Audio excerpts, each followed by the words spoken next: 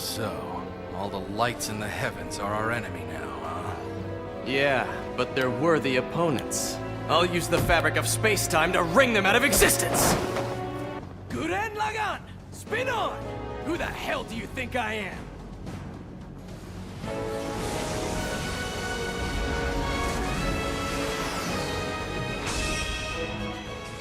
If I said Gurren Lagann is one of the best anime out there, you'd laugh, wouldn't you? I don't know if it's just me, but recently I've been seeing a wave of Gurren Lagann content on my TikTok, and I wanted to show my appreciation in the only way I know how. A YouTube video essay. I'm assuming you, the viewer, has watched Gurren Lagann because, why are you watching a video essay on an anime you haven't watched? Well, more watch time for me, I guess. All you need to know is Gurren Lagann is an anime with a villain, who is the topic of this video. Lord Genome is the main antagonist of the first act of Gurren Lagann. He's a 1,000-year-old immortal man known as the Spiral King and is responsible for forcing humanity underground and exterminating anyone who dares venture to the surface through the use of his Beast Men, an artificial race of beast humanoids created by the Spiral King himself. And that's all you need to know about him for now. Next, we have the Anti-Spiral. I promise this is all going to make sense eventually. Just follow me. The Anti-Spiral is a race of beings that rebel against the Spiral, because obviously Anti-Spiral. The Spiral is the natural life force of the universe that's built of will, hope, faith, etc. By the start of the anime, they've managed to enslave basically the entire universe, acting as gods and enacting their will on it. They monitor planets with life forms that have like spiral potential and eliminate them as they please. They are the final antagonists of Gurren Lagann. But Fane, how do these two relate? Anyways, Lord Genome was once a Spiral warrior who fought against the forces of the Anti-Spiral in the Great Spiral War. The Spiral races ultimately lost that war, and every race was forced to flee back to their respective homeworlds to await destruction. The Anti-Spiral had given them a condition that Spiral races would be eliminated once their surface population reached 1 million. So we're either not a Spiral race or we're not a threat. Lord Genome couldn't allow this, but he had also failed to beat the Anti-Spiral. So he did what he thought was the most logical option, forcing humanity underground, because, you know, the surface population can't reach 1 million if they are all underground. Makes sense. He extended his life with spiral power because he can do that, don't question it, and created a new species. He can also do that, don't question it, to force humanity underground and exterminate anyone found on the surface. To him, humanity had to survive, no matter the condition it was in. And so generation after generation, humans were born and raised underground, till the surface became nothing more than a myth to them. Lord Genome did what he had to do. Stop it. He ensured the survival of the human race.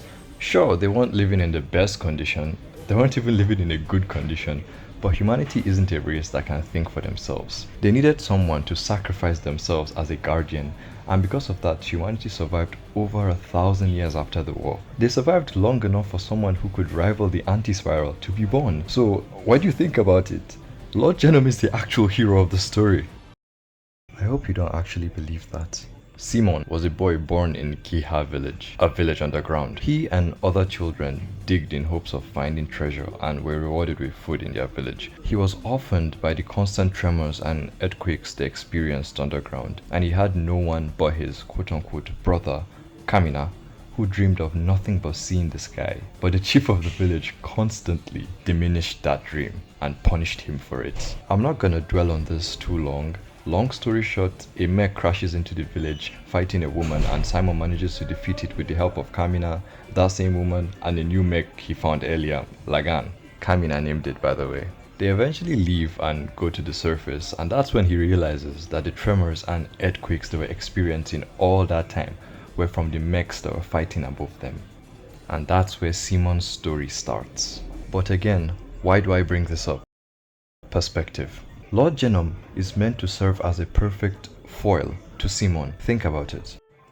Lord Genome feared humanity's will, while Simon used it as his power. Lord Genome killed people as he pleased, while Simon tried to protect every single life he came across. Lord Genome saw Nia as a plain thing to be disposed of, while Simon saw her beauty and loved her. Lord Genome basically acted as God, but was a man ruled by fear, while Simon essentially became a god but still stuck to his limits as a man.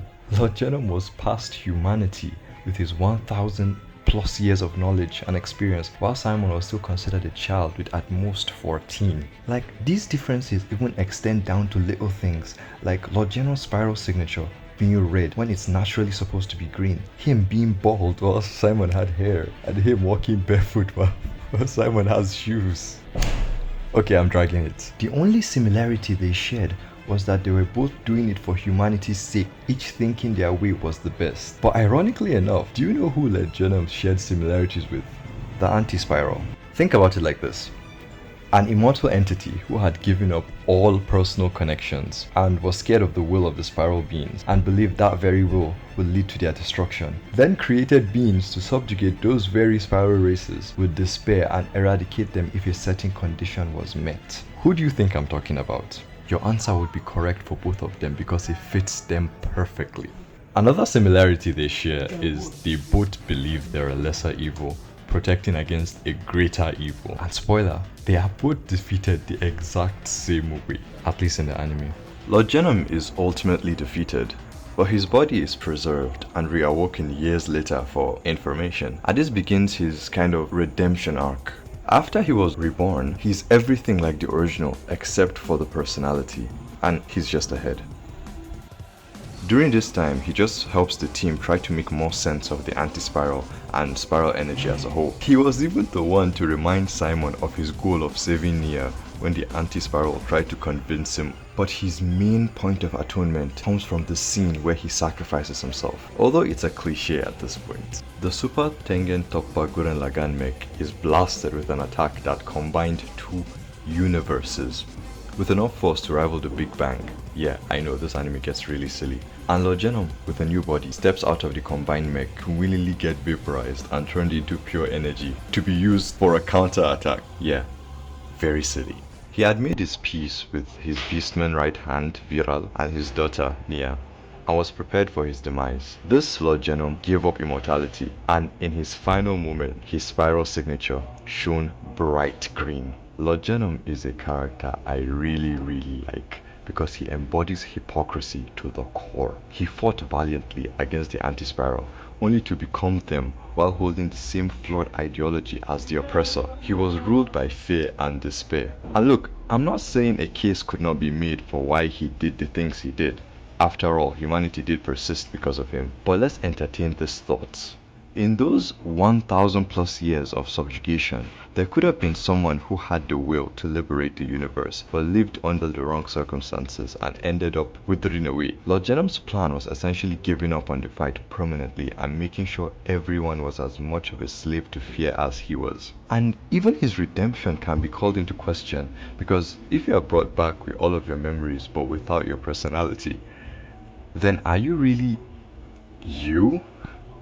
But in conclusion, Gurren Lagann is a beautiful anime that explores the significance of hope and faith in an amazing way. Let me tell you, I have never been more motivated in my life, like when Simon pulled out the "We Evolve" speech. Okay, maybe besides the "My Soldier's Rage" Erwin speech, but yeah. I really don't have much of an outro for this video, just, watch Gurren Lagann and yeah.